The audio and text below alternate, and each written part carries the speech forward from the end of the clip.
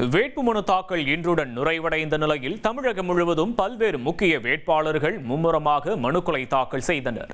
அந்த வகையில் சென்னை தீநகர் தொகுதி அதிமுக வேட்பாளர் சத்யநாராயணன் கொட்டும் மழையிலும் நனைந்தபடி கோடம்பாக்கத்தில் உள்ள தேர்தல் அலுவலகத்திற்கு வந்து தனது வேட்புமனுவை தாக்கல் செய்தார்.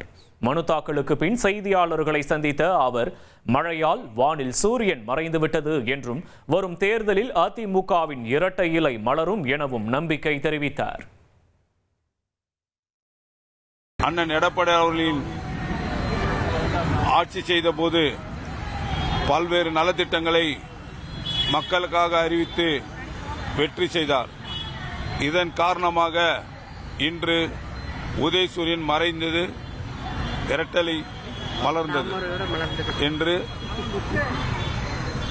ஆண்டவனிட்ட கட்டளை. இது யாராலும் மாற்ற முடியாது. 2026ஆம் ஆண்டு 23ஆம் தேதி நடக்கிற சட்டமன்றத்தில் தமிழ்நாடு முதலமைச்சராக அண்ணன் எடப்பாடி அவர்கள் பதவியேற்பார் என்று உறுதியளிக்கிறேன்.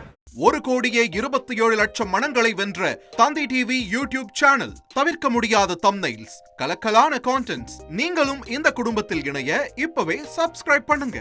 அசுரபலம் கொண்ட எங்கள் டிஜிட்டல் கரங்களில் உங்கள் விளம்பரங்களை சேர்க்க வாட்ஸ்அப் பண்ணுங்க. 8939888378. Email advttv@dttv.in.